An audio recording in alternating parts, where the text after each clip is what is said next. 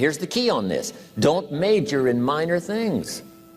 If you take up major time to do minor things, I'm telling you, you'll be behind the curve constantly. Here's what we learn in sales training. What's major time and what's minor time? Here's minor time, thinking about prospects. Here's minor time, making lists of prospects. Here's minor time, keeping books on prospects. Here's minor time, going to see the prospect. Here's minor time, evaluating the prospect after you've been there. That's all minor time. Here's major time, in the presence of the prospect. That's major time. And if you took a look, if you're in sales and you took a look at a week, you'd say, my gosh, I'm spending 90% of my time on the minor stuff and so little time on the major stuff in the presence of. How many hours in the presence of in my day? How many hours in the presence of during my sales week? Because the time that really counts is in the presence of the prospect. Majors and minors. Here's another key time management essential. Don't mistake movement for achievement. It's easy to get faked out by being busy. Guy comes home at night all exhausted, falls in the chair and says, oh, I've been going. Here's the big question. Doing what? It's not the going. Some people are going, and they're doing figure eights. I mean, their progress is small. So don't mistake movement for achievement. Here's another one in sales we learned. Don't mistake courtesy for consent. If somebody's pleasant and they nod, you say, oh, they're going to buy. No, they're courteous. You can't mistake courtesy for consent.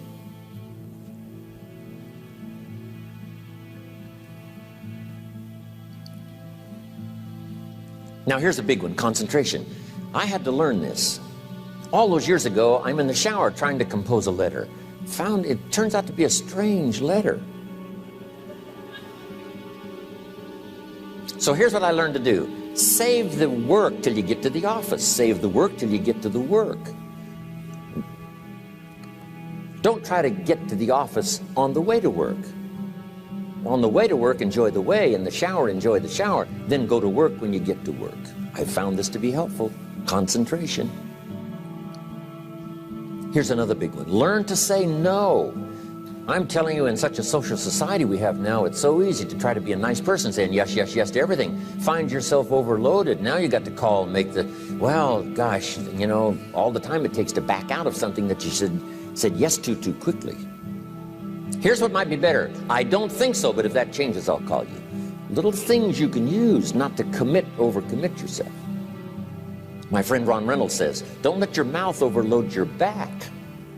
It's a good one.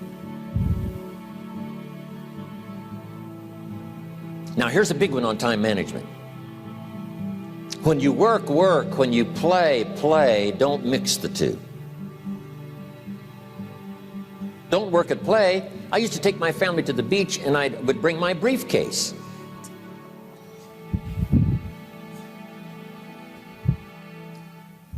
I learned not to do that. Or at the beach, I'm saying I should be at the office. I should be at the office. Now my family's upset because I'm at the beach and I'm thinking office, office, office. Now when I'm at the office, I'm thinking what? I got to get my family to the beach, the beach, the beach. So things are not going too well at the office because I'm thinking beach, and things are not going too well at the beach because I'm thinking office. Here's what I learned to do. At the beach, be at the beach. At the office, be at the office. When you work, work. When you play, play. Don't mix the two. Don't work at play. Now here's one of the most important ones. Don't play at work. Work is too serious. You don't want the reputation of being the office joker. It's not a good one. Yes, there's time for some pleasant stories. Yes, there's time for a little humor. Yes, best if it's a happy office, of course. But I'm telling you, you got to be serious about work because you're parting with a piece of your life for the work you do. Your work costs you a piece of your life. Here's what it's called. Serious business. Not grim, not unhappy, but serious. Key. Don't play at work. The old expression, I don't think we use it anymore, horse around at the office.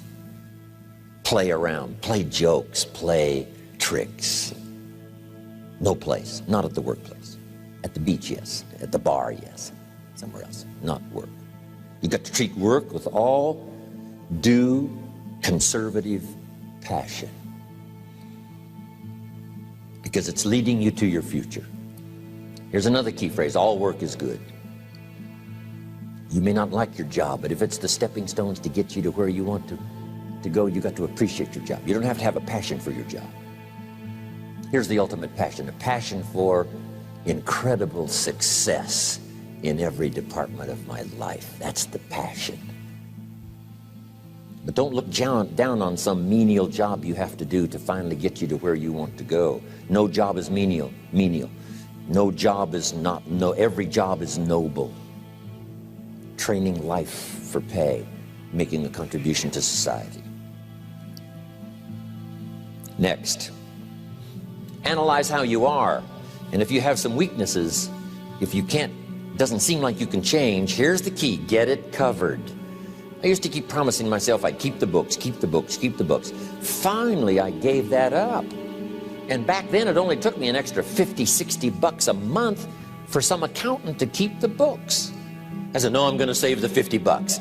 You can't believe what I started losing in productivity because I tried to save the 50 bucks. So the key is, a lot of the time you can stay like you are, but just make sure you get it covered. Okay. Next, beware of the telephone and all other systems of communication, especially the telephone at home and systems of communication at home. And here's one of the best lines I've got for you for the weekend: let all communication systems serve you, but don't let them intrude. When it comes time to have dinner with your family, you shut off all systems, unless the ones that can take messages silently. Don't let the phone ring. Don't let anybody intrude, come through the front door nor the back door, nor through the telephone or any other device. So you can't reach John and his family when he's having dinner. The President of the United States couldn't get through. If you develop that kind of a reputation, father, mother, when we have dinner, when we're visiting and have this time with our family, nothing intrudes. So don't let these clever little devices keep intruding. You've got to have a place that's sacrosanct, it's valuable. You don't let anything in for that period of time. Okay. Isn't that good advice? Excellent advice. Here's the next one. Read all the books. You know, I've only got a few notes here on time management, but if you've got some particular challenges, you run a big organization, a big corporation, you've got some challenges, there's plenty of books. Now, here's what's next. Just be more alert to the things that might be stealing your time. Here's why. Time is like capital. You can't let someone steal your seed corn. You can't let someone steal your capital. And you can't let someone steal your time. You must designate your time. And some of the time that you designate, you must not let anyone steal. Casual time, you might let someone intrude and steal a little bit and take a little bit, but not serious time.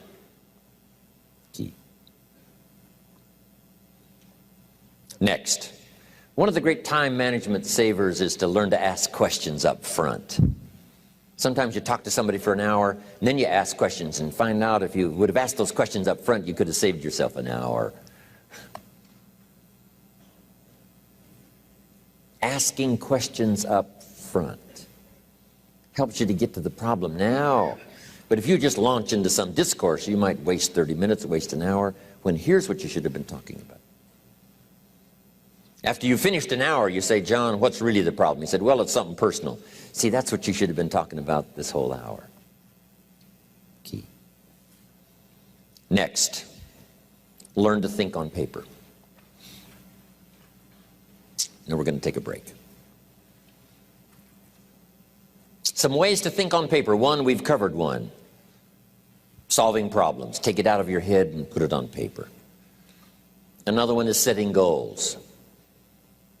Making these lists we've already started. Here's another good way to think on paper. It's a projects book. Each person you're working with and each project you're working on, get a loose leaf binder and a tab and some pieces of paper behind the tab and do a little continual summary of how it's going between you and that person and between you and that project. I call it a projects book. It is so useful to me. But what's going on between you and this person? When you last got together, what did you talk about? And you got a few notes there. Here's what we talked about the last time we got together. Now when you get together again, you can review that so you'll know better what to talk about. When the president gets ready to travel and he's going to meet some important people, guess what they bring him? All these briefing books. Right? The last time you were with Khrushchev, Kennedy is informed. Here's what he said and here's what you said. Kennedy said, oh, that's valuable. I need to remember that. If a person is important, it's worth a little running account. You might even have a projects book for your children. Here's what's happening between me and my child. We've talked about this, and we've talked about this, and we've talked about this. Next, a day timer. Keeping track of all of your appointments. You know, mine is all filled with, you know, when to catch an airplane and when to do a seminar and when to sit down and have a conference, all the rest. Next is a game plan. You know, if you've got a house and the, you know, insurance is going to come due and some other things are going to come due, you just put it on a spreadsheet and make sure it's taken care of. Key phrase, take things out of your head and put them on paper. And the key is to just experiment with different ways that helps you to do that. Now here's the last one, thinking on paper, and that's to keep a journal. One of the things I'm known for around the world, have been now for 39, 40 years, is keeping a journal. Now my journal is not a, you know, it's not necessarily a, it's not like a diary. It might be part diary. You know, I'm flying over Ireland and I write down a few little things that impress me. Today I met this person. Wow, what an extraordinary event. Today I conducted this seminar in Rome. 1,000 people stood up and sang for me. I've got a little bit of a diary in there. But here's what primarily your journal is for. Collecting good ideas. A journal is to collect good ideas on your health, good ideas for your business, good ideas for your future, good ideas for time management. Because I used to take notes on pieces of paper and torn off corners and backs of old envelopes and restaurant placemats. And I threw all this stuff in a drawer. It did not serve me well. I finally learned to get a bound copy, right? And just keep a journal, right? If I was here, I had my journal, I'd be taking notes, right? These 2 days in my journal. Now, if you're caught without your journal, you just take the notes. When you get back home, you put those notes in your journal, throw the paper away. Because we don't usually go through paper to review. But see, my journals now make up a significant part of my own library. My journal's all reserved privately for my children and my grandchildren. Can you imagine what I've collected over the years? It's unbelievable. There are 3 treasures to leave behind. I think you've already got those notes, right? Here they are. Number 1, your pictures. Don't leave the event unrecorded. It takes only a fraction of a second to say, here's who I was with. When I travel the world, right? We take all these pictures, and here's one of the gifts. People send me the pictures they took of me and them. It's part of the treasures I have on the farm. Incredible. A picture's worth 1,000 words to describe the scene, the emotion, what happened. Say, wow, this was an extraordinary day for me when I met these people. Here's what they told me happened to them when they went to my seminar 10 years ago. Wow, the drama comes back if you've taken the pictures. It's one of the treasures to leave behind when you go. Remember the old photographs that we have now of, you know, 100 years ago, 70, 80 years ago, just a few photographs? What would it be like if you had thousands of photographs of the past, of your history, your mother, your father, right? Grandparents? So change all of that now for your children. Leave all your photographs as a record Here's what's next to leave behind, and that's your library. The books that changed your life, the books that changed your health, the books that rescued you from oblivion, the books that you passed on to other people, they were so exciting for you, the books that made you financially independent, the books that developed your leadership, the books that gave you wisdom to ponder when things were tough, the books that got you through the winter, the books that helped you to plant in the spring and harvest in the fall. What a treasure to leave behind. If you do that, here's what's for sure. Your books will be more valuable than your furniture.